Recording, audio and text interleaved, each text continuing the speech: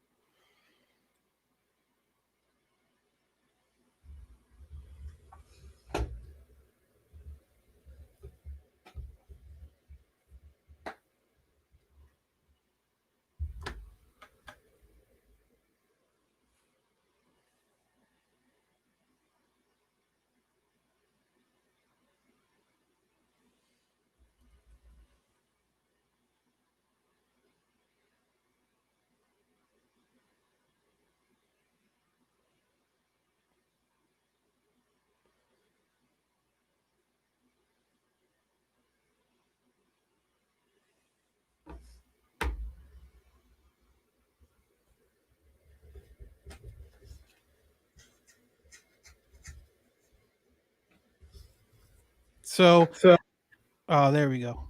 So let's talk about, again, Chris, Hobie Milner. What do you think about him? Not my Hobie. I don't know, man. I'm sad to see Hobie go. Keenan kind of was a surprise, but not a surprise based off how vocal he was towards the end. You kind of felt like that was coming. I felt like there's still a lot of talent out there. And then Matt Andres, like John was saying, I'm kind of partial to him. UCR alumni. We're broadcasting in the city of Riverside, so Riverside guy. I thought he was solid. He came in kind of as like a middle reliever, and he put in some good innings there. And then Hansel Robles just wasn't connecting.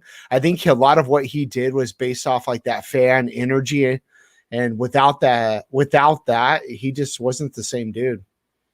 Yeah, I could kind of agree with that, because he seems like a guy who kind of was one of those like feeds off the energy type right, guys, exactly, and then kind of pumps him up to throw a little harder. He was a guy that he had such a good 2019 that you're hoping for 2020 for him to continue that kind of closer role, and that just never really happened for him. Never really was able to get on track. Was never really able to get any kind of rhythm. Yeah. And so you kind of felt that he was going to be an odd man out when this non-tendered um, deadline came through, and obviously he was with everyone else, like we mentioned, Justin Anderson, Matt Andrees, Keenan Middleton, and Holden Milner, and like we said, Hansel Robles. So those are the guys that did not get tendered contracts. So Angels are still able to re-sign them if they want to. Obviously, probably at a different number.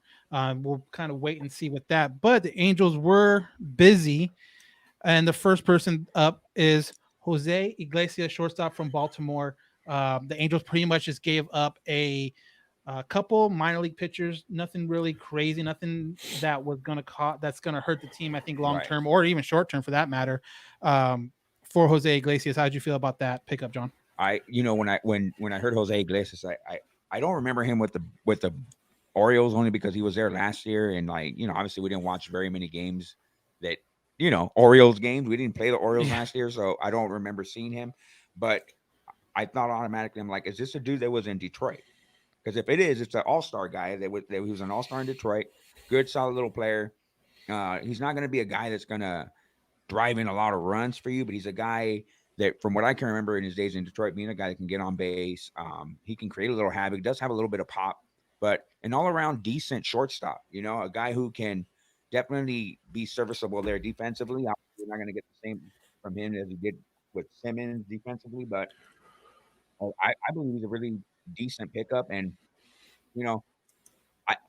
I I just didn't see them going out and getting a Lindor or anybody like that. A trade like that. Right. So, and Iglesias is an upgrade from anybody that's not a Lindor or a DJ LeMahieu, where you're another middle infielder. That I just don't think that they were going to get that. So he, I think, is a second tier kind of guy that it's better than maybe going with Rengifo at second and Fletcher at short. Now you're able to put him at short, Fletcher at second. Yeah, so I like this pickup very much. I do. So for all intents and purposes, he is going to be the shortstop for sure.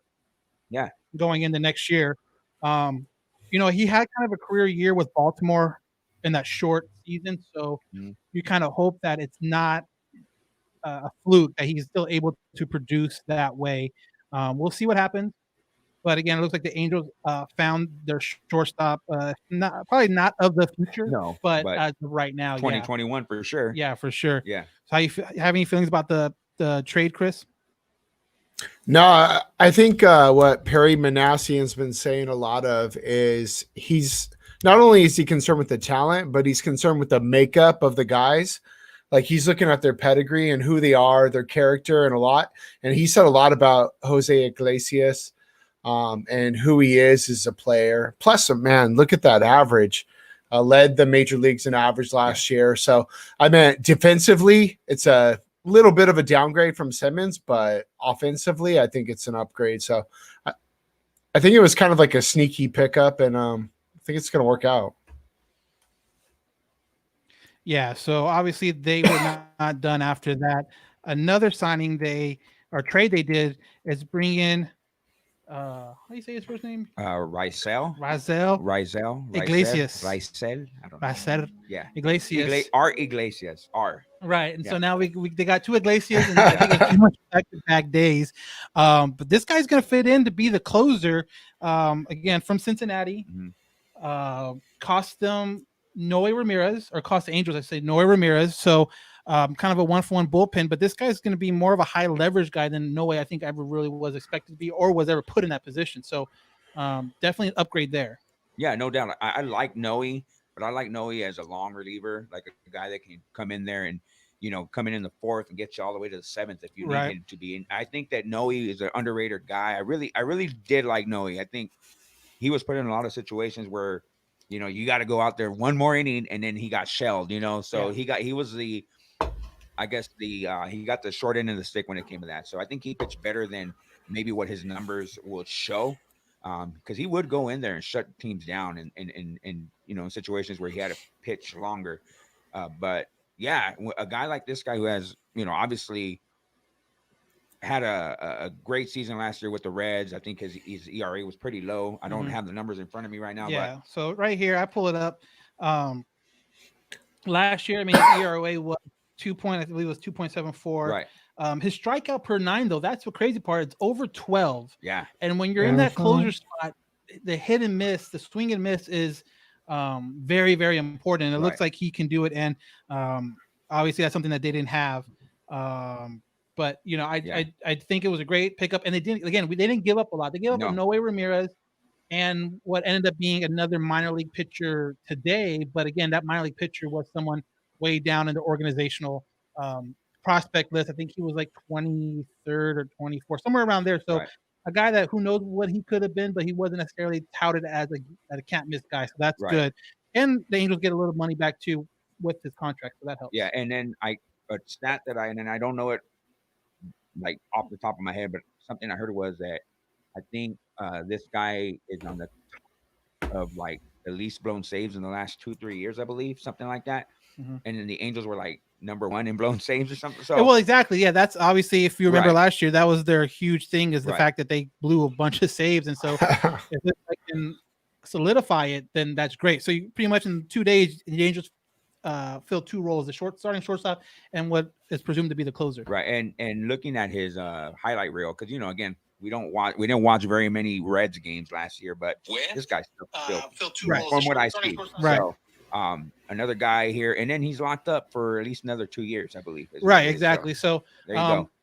The idea of these relievers are going to be kind of, you kind of hold your breath, because when the like Hansel Robles, he had a great year in 2019. Right. So you kind of hope that this doesn't happen with the Angels again, but we'll see what happens. But again, this helps that bullpen that obviously with all the guys they non-tender, they have to fill, and this is a guy that can fill it. How do you feel about the pickup, Chris? It's not someone that was on my radar. I don't know about you guys. It wasn't like someone like I was like, whoa, okay. But looking at the numbers, and I mean, when's the last time we had kind of a shutdown closer? I mean, we had Houston Street for a couple years. He had like 1 good year with the Angels, but we haven't had like a solidified closer for a while. So again, I like the move. He seems like Beer Baseball said, he needs a change of scenery, and I mean, I don't know. I like it. Yeah, a lot of these like under the radar moves are the ones that end up paying off for a lot of teams. If you look at now, here I go, typical Angel fan, right? When you look at the 2002 team, bring up the fans. Oh, fans since 2002. Yeah, they went out and they signed Aaron Seeley, who was like in the previous 5 years led the majors in wins, and he didn't even pan out to be like anything on that team, really. Right. But then you look at the deals that they made that were under the radar. They went and picked up a guy like Brad Fulmer to DH, and he ended up hitting like 20 home runs that year and being like a solid part of that middle of that lineup. So under the radar signature or signings are a lot of people look at Iglesias here, Iglesias, and go, oh, okay, well, he's got good numbers. Who knows, right? But you never know. If this guy ends up saving 30, 40 games this year and shuts down the back end of that bullpen, dude, Perry Manassian is a genius. Right, exactly. So it's one of the signings that have all the good things behind it. Like, it's the right guy at the right time for the right price. Now you got to hope he is able to produce once they do get on the field this season. But if he does, again, that fills a big hole for the Angels that they had last year, and it just kind of always was there. And you're always, when they brought in a closer, was always worried last year. So that was kind of so far the trades for the Angels. No other big news right now. You mean that they don't? Bauer's still out there? Bauer's still out there. And we'll get to him in a little bit. So after that, obviously today was the Rule 5 draft. They picked up a player, and we'll talk about him real quick, because honestly, between the three of us, not much is known. Jose Alberto Rivera is from the Astros organization. He got picked, like I said, from the Rule 5 draft. So for people that don't know the Rule 5 draft, it is you pick a player that's not protected. So like, for instance, before a month ago, the Angels protected Brandon Marsh and Chris Rodriguez from getting selected in the Rule 5 draft by putting them in on the 40-man roster. Mm-hmm. So with that being said, this guy was not protected, and he got picked up by the Angels in that Rule 5 draft. He was already the 12th highest prospect in the Angels organization. He's going to have to be with the team for spring training, or at least for spring training. If he can't breaks and he's not with the major league team, he's going to go back to the Astros. That's how the Rule 5 draft works. So, hard thrower, 102 is he's reached that, but he sits pretty comfortably in the mid to high 90s. Okay. So again, that is something that the Angels could use in the bullpen, and that's kind of how it sounds like the Astros were, from what I've read, is that they were kind of grooming him to be a starter, but right now, because he is so young, he might be one of those guys that can give you 2 innings, maybe a third, kind of in between. If he can get that velocity up and kind of use more of his velocity and go full out like a closer or like a bullpen guy, it would definitely helps out with that velocity. Yeah, for sure. He's a guy that can fill in for, the departed, maybe Justin Anderson, right, or even Hansel Robles, who, was a hard thrower coming out of the bullpen. He could definitely be like kind of the back end kind of guy, 7th, 8th inning kind of guy if you need him to, or if he can give you 2 innings, he's a guy you can bring in the 6th, take you to right, 7th exactly, inning. So, you never know with guys like this. Again, he's another guy like we've mentioned. Like, he can be a Hansel Robles. We got him out of nowhere, and he produces, and that's all you can ask for. Again, these kind of deals, these kind of little things that they do here, like, can be lifesavers for a team. So you never know. Just give them. Hey, when you throw 102, you're going to earn a spot somehow. Or someone's going to look at you. So, yeah, man, I'm kind of interested to see how this guy pans out for us. Yeah, and like you said, he's going to earn a shot in spring training. He's going to obviously work out with the main team, and if it works out, great, because it's a cheap alternative to your bullpen for a guy that has super high velocity and and from what I understand was regarded as a pretty good prospect. Right. So that feels, again, another need the Angels have in that bullpen. Chris, you have any thoughts about? Hey, John. Yeah, John. You remember like in the early 2000s when you're watching a game and a guy's throwing like 95, and then all of a sudden, like on the TV, there would be like a flame that would come up. A little heat meter. Yeah, like a heat meter, right? 95, right? And now we're talking about 102. So it's kind of like 40's the new 30. It's like 102 is like the new 95. It's crazy, right? So like a guy throwing 102. Exactly. We should talk about like Bob. Like 100, like you guy that hits 99 is like, okay, cool. That's not cool, a big deal. cool story, bro. Well, first of all, we hit 95, 96, and we thought he was a flamethrower. Now it's like, and then we had Jordan. 96. Bro, I do that in my sleep. So Jordan Wall, evolution of baseball right here in our, like, just in front of us. So like Bob Feller, stories about him like throwing a baseball against like a motorcycle, trying to clock him. It's insane. So, and we picked this guy up at like a Rule 5 draft too. So nuts. Yeah, so it's obviously it's not going to cost you nearly anything at all. So that is also a good sign for it. But so moving on from that, this comment came out earlier in the week from Perry Manasian, and I kind of want to know what you guys think. Internal improvement. You can't go out and sign 15 new arms and 18 position players is not realistic. I mean, I think he hit everything that I've been complaining about with a lot of our fans out there that, it's not as easy to just go out and sign a pitcher. Go sign a pitcher now. Go sign an ace pitcher immediately. It's not going to happen. It's unrealistic that you're going to go out there and pick up every single position and improve every single position. It's just not going to happen. So he's being 100% honest. I like the fact that he is telling it how it is. Like, dude, it like, what do you want us to do? Like, sure, we've struggled, and sure that we know that we're struggling with the pitching. Pitching's been a problem. We know that, but you can't go out and get 15 new arms. That's just not going to happen. So you need to be able to bring in the right people that are going to help the organization, develop better pitching down the line, and then just work with what you have and then add little tweaks here and there. That's pretty much how I took it. Yeah, me too. As far as like, you can't go out and try to sign every top free agent or it's trade not realistic or sign the top free agent and then trade for like 3 or 4 guys afterwards and totally obliterate your farm system. Like, you need some of that internal help. You need guys like Canning, you need guys like Berea, and those younger guys to step up year after year. And if they can develop, that's going to help your team, because not only are you getting production, but now you're getting production at a cheap level. Well, it's not, and it's not as easy of just trading this guy for that guy. Like, if you're going to trade somebody to another team, that team's going to want to have that player that you're offering, or it's going to want that need. Like if a lot of things, let's say for instance, the Angels, a lot of fans are clamoring that they go, trade for, let's say Ian Snell, right? Blake Snell. Or Blake Snell. I'm sorry. Why do I keep saying Ian? Ian, Blake. what? All right. We got this person and this person and this person. These are all great players in our minor league system. Sure.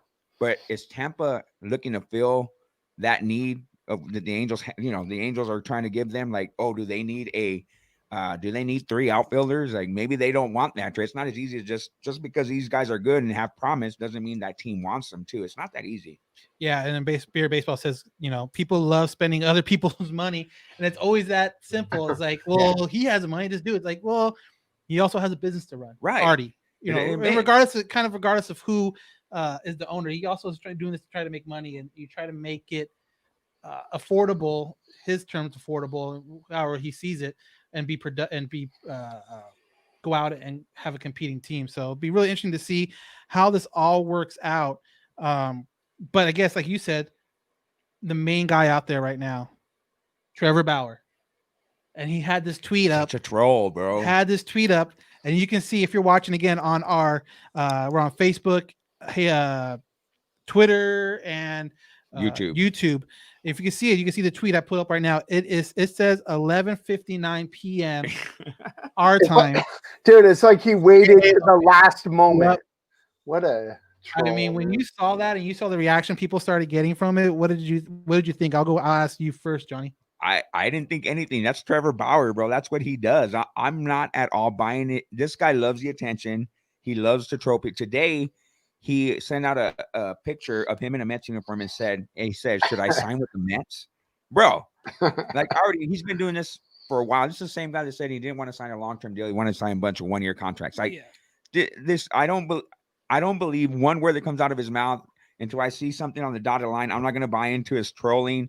But Chris should know that, I do like the trolling because I troll Chris on his eBay account. Oh, yeah. But Trevor's a troll, bro. He's a troll. What did you think about it, Chris?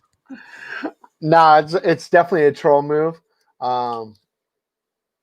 As a Halo fan, yeah, you're excited. Just the thought that he's actually thinking about your team.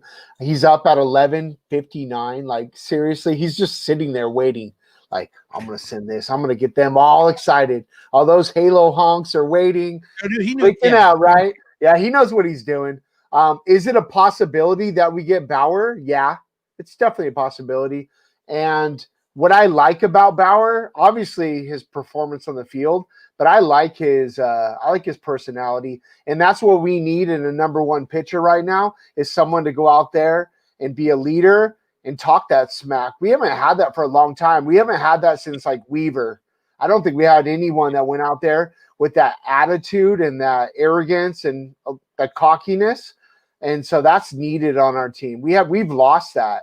And though I like Trout and Albert and all those guys, they haven't really shown that edge a little bit. So it'd be cool to add him. And definitely I'd pay him a little bit more just for all his, his social media stuff, his trolling of the Astros, his cleats. His cleat game is strong as heck. So, yeah, but he's trolling us for sure. We bought it up. Well, the funny part is, though, he has this, and then I don't know, maybe it was like a week later, 2 weeks later, when the Angel fans were so pumped that he's coming.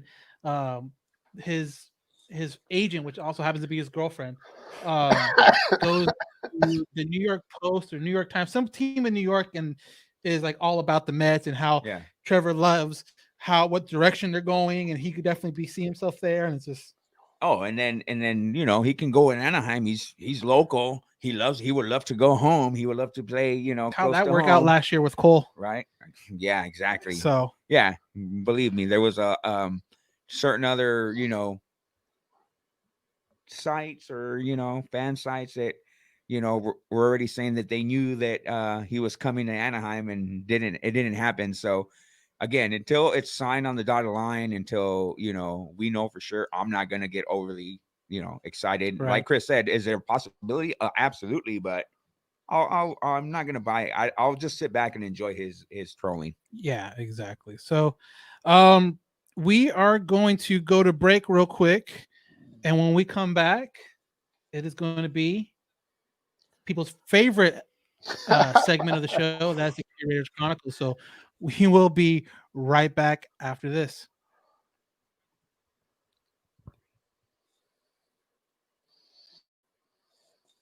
Let's go! Batter up! We're taking the afternoon off.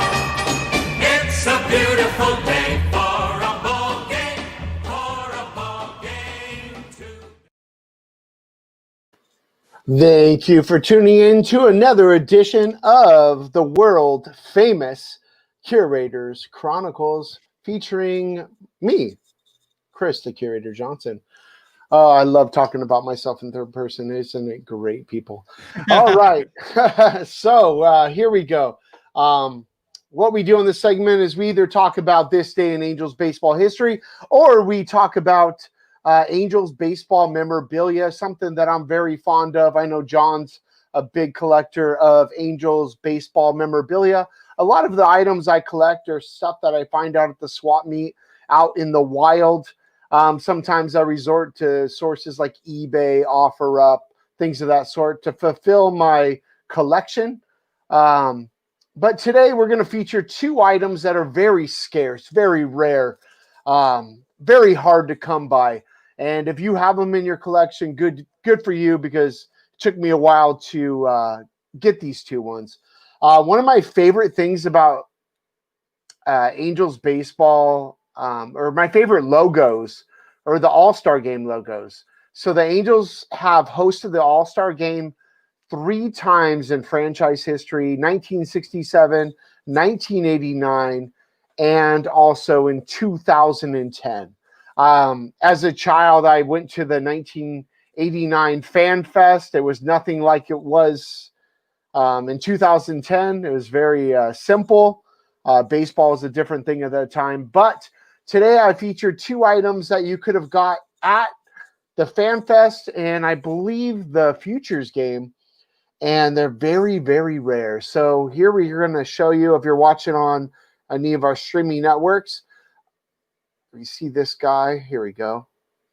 This is the Rally Monkey mini figurine. This guy measures about 1.5 inches tall.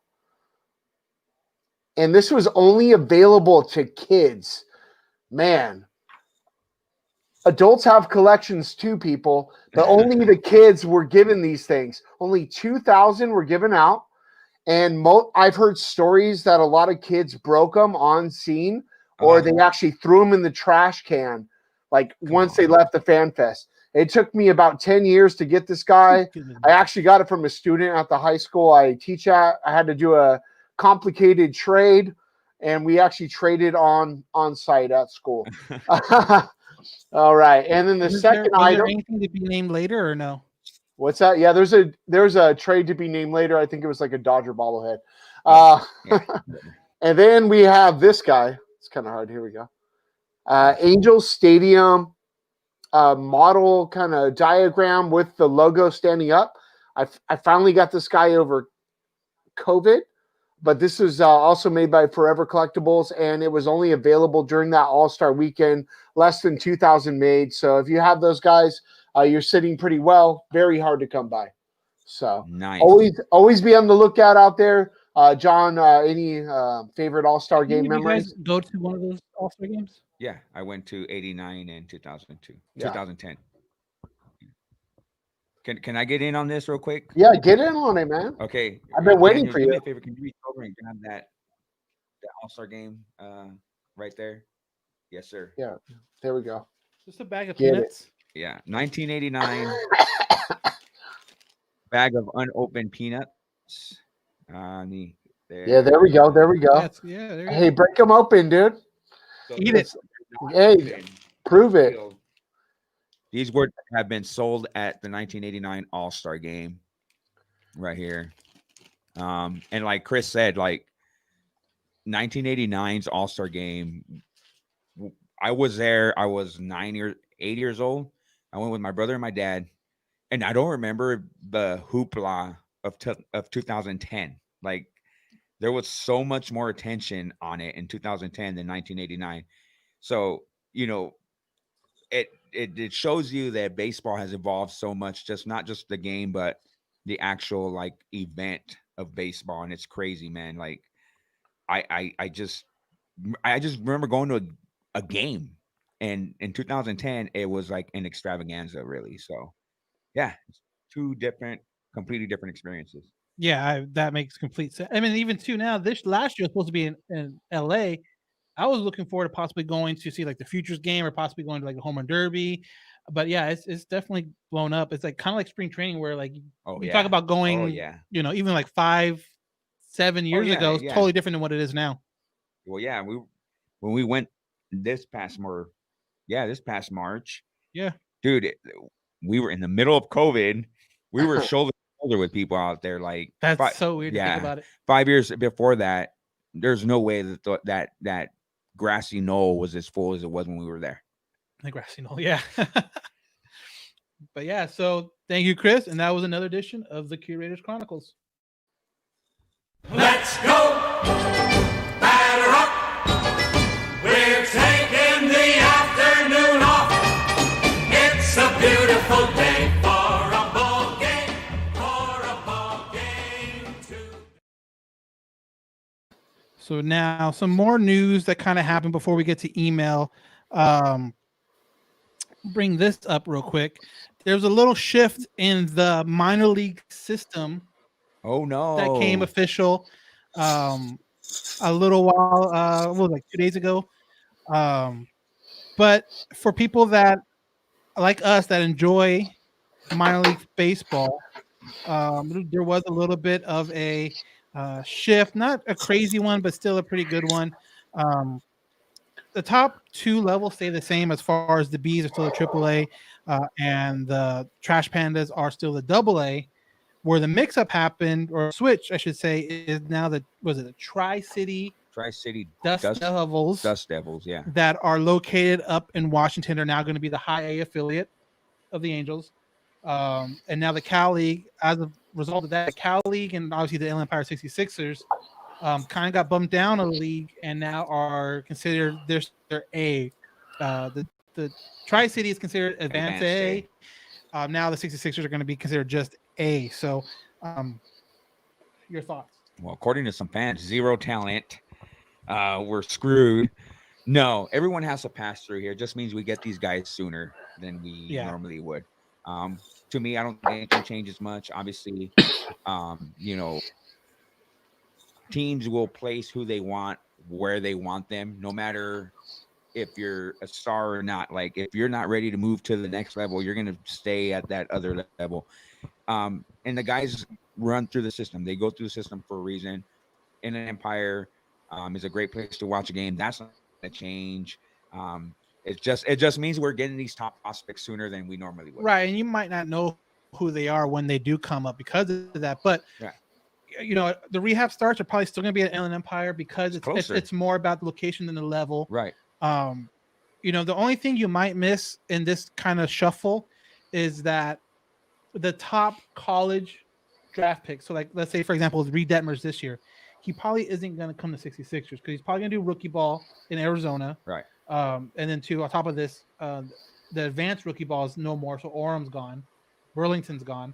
But he'll still have the Arizona Angels for, like, the rookie. That's still there. But the next year, he probably will start in A, which would be now the Tri-City and skip Inland Empire altogether. But with guys that are coming out of high school, like a Joe Adele did and Marsh, Kyron Paris, those guys are still going to be working through Inland Empire at low A after the rookie season. And you never know, too, like you say with Reed Detmers. Sure, yeah, he probably starts in Inland Empire, but you never know. With the Sixers being so close to Anaheim, they could say, let's start him 2 games so we send our team out there to go check them out or whatever. Location is a key here, guys. Like I know there was a lot of concern in our DMs about, that means no rehab starts, and like Daniel pointed out, it's more all about location. Yeah, Guys, all they want them to do location. Exactly. Get your Yeah. workout in, get your Hey. 3 innings pitched, get your 5 at bats, whatever. Hey, my Yeah. only concern is Okay, let's how say many. if they play Yeah. in Seattle, then yeah, then maybe they'll be at the and it works out to where he's gonna play one day and then maybe come back with the Angels. Yeah, and they're up in Seattle. Yeah, maybe they might go to the Tri-City, but for the most part, all their doctors and physical therapists are going to be based out of Anaheim. So Right. obviously Inland Empire, Right. a Makes- short, makes more sense. 50 minutes, an hour 30 if there's traffic, is closer. So I think that's obviously going to be the easiest way for them to do rehab starts. But someone said on here, I highly doubt there will be a season. I think there will be a minor league season. I don't see how they won't. I don't see how they can develop players with 2 seasons of non-baseball. Yeah, I think this year was the only year where there was that because it happened exception. so quick. Yeah. They had to make a decision right away, and And- I think that was the and- easiest thing. And to the do. fact that they were able to get games in with fans in Texas. Major League Baseball knows exactly what they're doing now, what they're up against, and what they have to do. And like you said, there's no way they cannot have a minor league season again. Again. These guys need to develop, and they have to have a place to go. You can't just have 40 guys go to an alternate camp when you have, look at all these teams right here that you see on that screen. All these guys need to get their workouts in. They Right. need to develop. So what are your thoughts on that, Chris? As far as the minor league season, yeah, we're gonna have one for sure. The vaccine's coming. We got till March, April, so we're good. My only thoughts about the 66ers moving to the low A designation is the amount of games on the schedule. I feel like, correct me if I'm wrong, we're gonna reduce our schedule as far as games. No, there's still a long season. It's still a long season. Because there used to be short season. That was Orem. Yeah. That was That was Orem. Okay, so we're good. So Yeah, we're they're still still going like to have about it's not 130, 130. I think it's like 130, 125, something like that. Yeah. Okay, we're good then. We're good. I don't care. We're good. We'll be there hopefully. Hey, And this is I can we see this didn't happening. get eliminated, so that's all that Definitely matters. limited. Lancaster, Jethawks, and the Cal League got eliminated. So I feel for teams like that, teams that where they just lost their 40 team teams all total. together. So Ish. I think around 40 teams total aren't coming back, or they're going to move to independent ball. And MLB is going to finance a little bit of MLB that in those independent leagues, I believe, and that's a good place where they're going to start working different rules and start Right. working Implementing different things. that and how can they try see out. how. Yeah, exactly, like a tryout. So, but yeah, what Justin said, I think there will be limited attendance if they have a season. That I There's can no see. doubt. That I There's can no definitely doubt. see. Yeah. There's no doubt. I think that they have to find a way that these minor league teams can get income, as Right. much income as they can. because that's how they get their money. Exactly. Yeah. So if that means we're only selling 400 tickets, and it's easier to social distance people at a minor league game than it That's would a be a major Tuesday. league team. Let's be I honest. Unless there's a They've trout.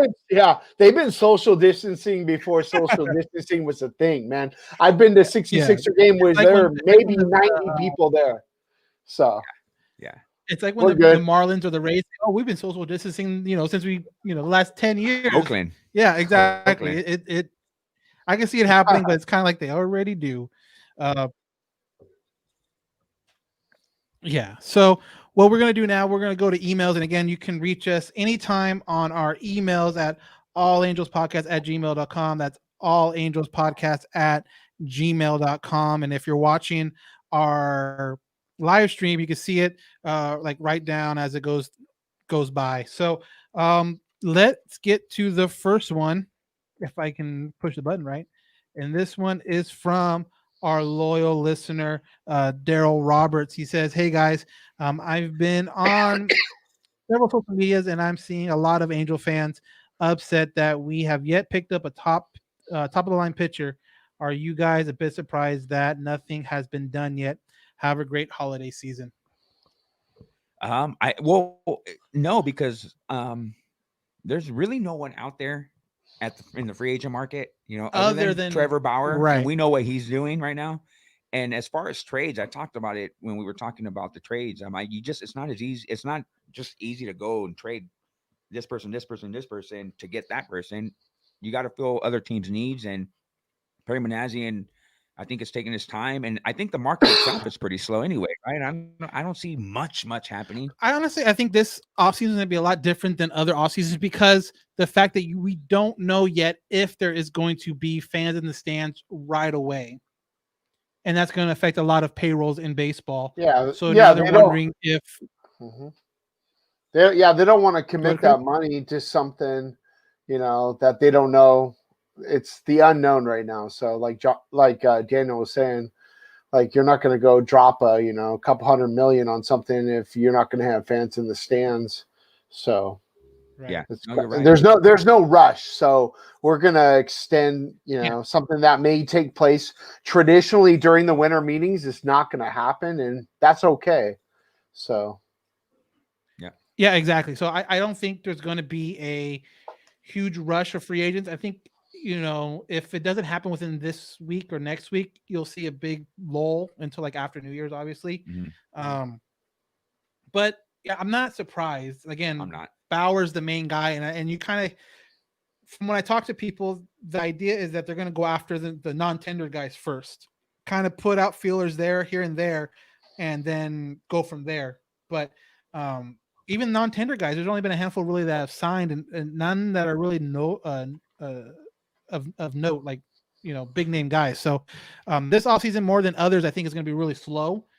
We are kind of the Ohtani signing happened at this week in Angel history. Same thing with the Albert and some other signings, and even Rendon last year signed, I think, with the 13th or something around there. Right. So we are kind of getting into that signing period, but Bauer's a different dude. Like if he were to hold off until January 12th, like, or no surprise there. I wouldn't be surprised. Nope. He's just a different dude.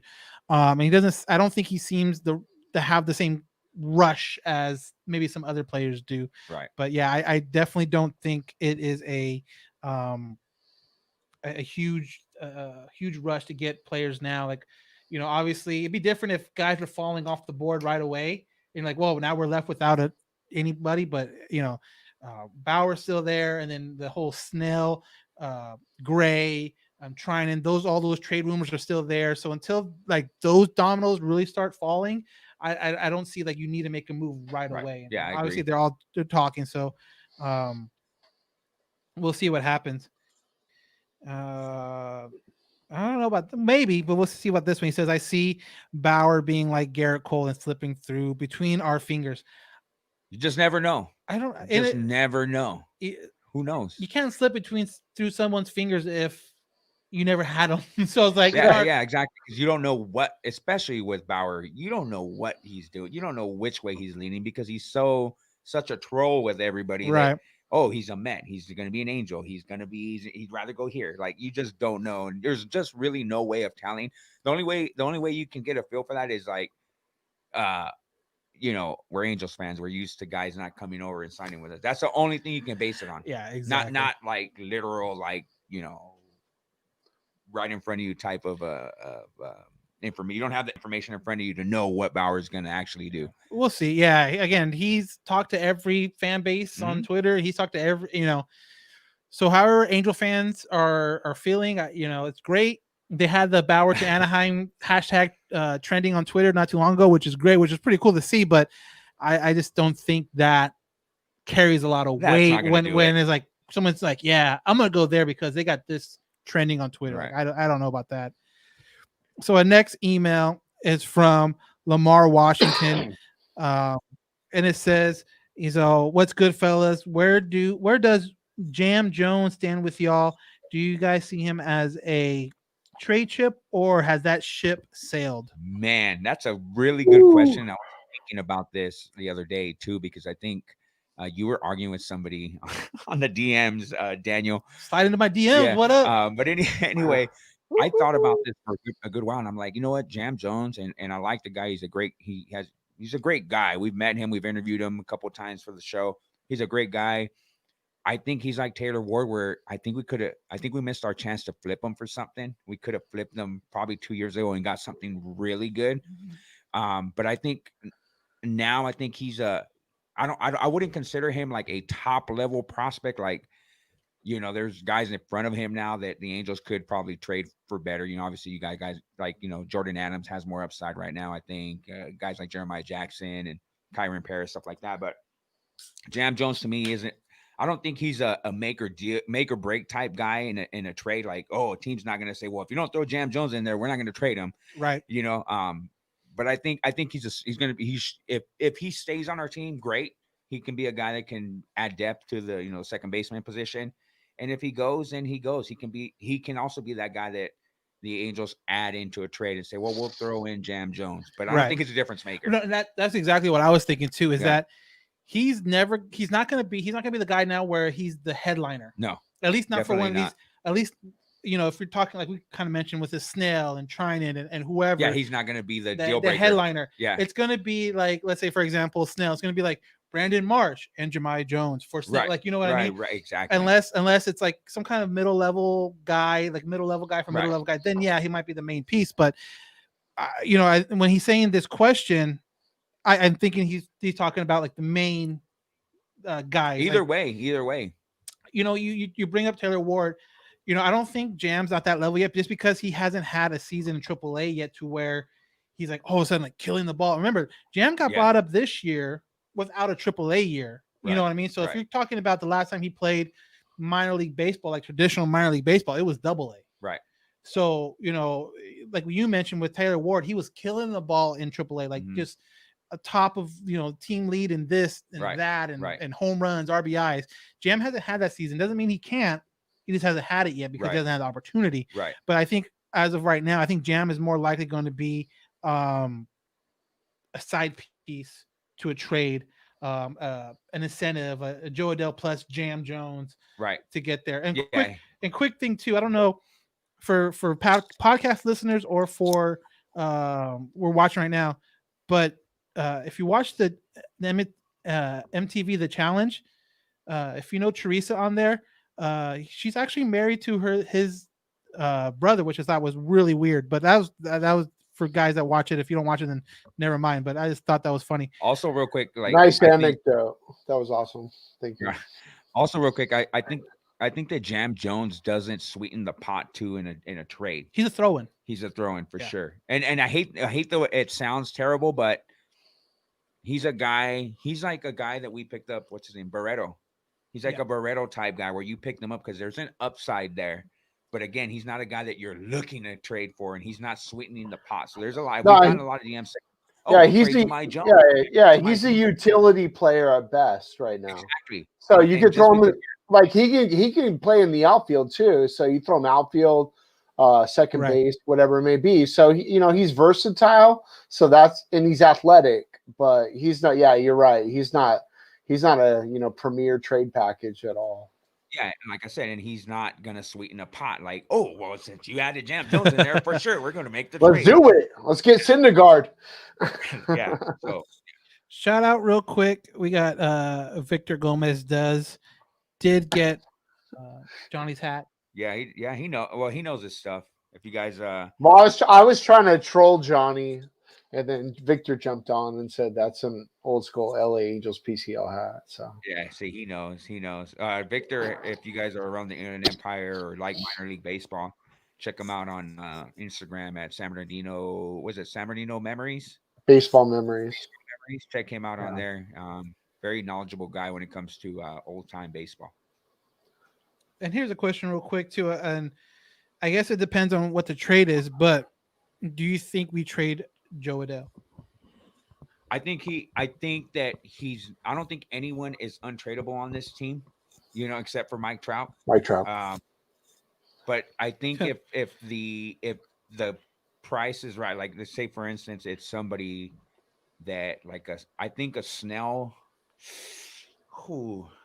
I think the Angels do it if they feel that they can it has to be a top line pitcher type. I think they make the trade if they feel like that's going to put them over the top for sure. And I don't think anyone's untradeable. I just don't know who that guy is, to tell you the truth.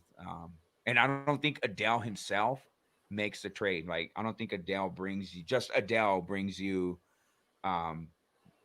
let's say Jake DeGrom or somebody Yeah, like I don't that. even know if he's really on the market. No, But no, yeah, I'm no, just but, saying, but I I'm just understand what you're saying. that Yeah. type of guy. I don't think just Joe Adele. It's going to take Joe Adele. It's going to take, Jeremiah Jackson, Jordan Adams, and like somebody else, like, I don't know, Rengifo. You know what I mean? It's going to take that much to get somebody that good. So the Angels are going, if they're going to trade Adele, they're going to make sure that it's for somebody really good. No, 'Cause they're going to have to give up more than Adele. yeah, I completely Yeah. agree. So, yeah, so I mean, this is cool too. Obviously, like we said, we are trying something different on our social media feeds, and we can pull up these questions that people are asking. So that's really I like this a that's a lot. lot of interaction. That's fun, and hopefully, we get more and more interaction as we do this more often. Again, this is our first time doing it, so Yeah. we work Our out the kinks and world premiere. Yeah, exactly. But it's fun. So now, kind of moving on, we'll close it out pretty quickly here. But I want to bring up the Tyler Skaggs Foundation again. If you know, our relationship with Tyler Skaggs Foundation, they're doing great things, and obviously they have a toy drive at UCLA Children's Hospital. I think it was yesterday or 2 days ago, and we say it all the time. If you can afford to donate a little bit, then great. If not, no big deal. We understand there's tough times, but if you're looking to give to a charity this holiday season, they've always been good to us. We have a great relationship with Carly, and we've donated ourselves. And even you can even get, I'm wearing the Tyler Skaggs hoodie for people that can see it. And, you can go out and get merchandise and all that stuff. But again, the Tyler Skaggs Foundation has been really good with us and really good, talking and working it out. And we're just, again, trying to keep Tyler's name involved in the community. Yeah, absolutely. You guys check it out. Buy yourselves a shirt, a hoodie, and that goes to the Tyler Skaggs Foundation.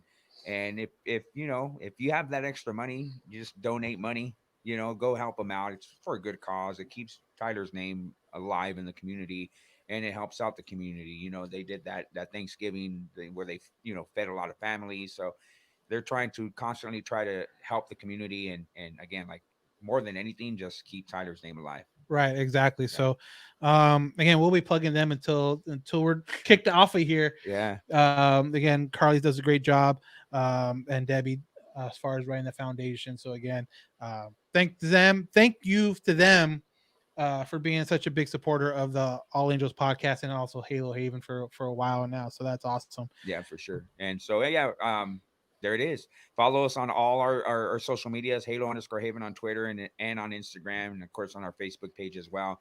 And then I guess something we're gonna try to plug more, obviously, is our YouTube page, because we have some downloads on there, but we haven't been as active on our YouTube Yeah, page. I think that's the biggest thing is that once we get more active, maybe we'll get more traction and stuff like that. And especially now with the season coming on, that's a good way to get some eyes to not only us, but what we try to do here with Halo Haven and stuff like that. So, hopefully this turns into something where we can get like a video aspect to our audio interviews with certain guys, like Gooby, like a Rhett, like maybe some players we can reach out to and try to talk to. So definitely something exciting to look forward to. And again, if you are on Facebook or YouTube or Twitter, help us spread the word and retweet it, share it. We're trying to get more Angel fans involved, whether it be like a Q&A or anything like that. We really enjoy it. Yeah, for sure. So give us a follow on any of these social media platforms. If you're listening to us on the podcast side alone, that's all you do. Check out the audio. You might, I think we look pretty good. At least I do. I don't know. Okay. Yeah. No, but check us out. And then look at Chris. We're rocking the old school Angels jerseys and stuff like that. Is this medium or what is it? Medium. It's a little tight, man. Welcome to the gun. Old school, majestic. There you go. But no doubt, man. Give us spread the word, and that's the way we can kind of grow this together, you guys. And then when the season starts, maybe adding some obviously highlight clips and stuff like that. Oh yeah, definitely. We got some plans for the season when it starts. Like I said, having guests on this will put a whole different kind of spin to it, and we're definitely looking forward to it. Yeah, and let's not forget Halo Grail one day. We'll finish getting recorded, right, Chris? Yeah, it's happening, man. I've already put it on my vision board Oh, So I've already set it into motion that this documentary that John and I, Daniel's going to be a part of it. We're working on. It will happen. I'm not promising the quality, but it will happen. And I was getting texts during our broadcast from lifelong friends that here's the best man in my wedding texted me during this podcast. Dang man, official. Dang man, official. Ryan Fezenden, shout out. Best man in my wedding, Angels fan. But yeah, he's pretty impressed by the new platform. So well, hopefully here we go. impress other people as well, because Yeah. We're trying. that's what we're trying to do. Yeah. Try to take it up to the next level. We'll see how it goes, but it's definitely something. Taking Angels baseball to fandom to the next level. That's what we're about. So That's the whole point. Exactly. Awesome. Yeah. All right. Well, with that being said, we're going to wrap it up, man. We had a great time doing this. Hopefully we continue to get better and improve on this. And yeah, that's going to wrap it up for us today. I am Johnny Maggs, I am Down Garcia. I'm the curator. and you've listened to another edition of the All Angels Podcast.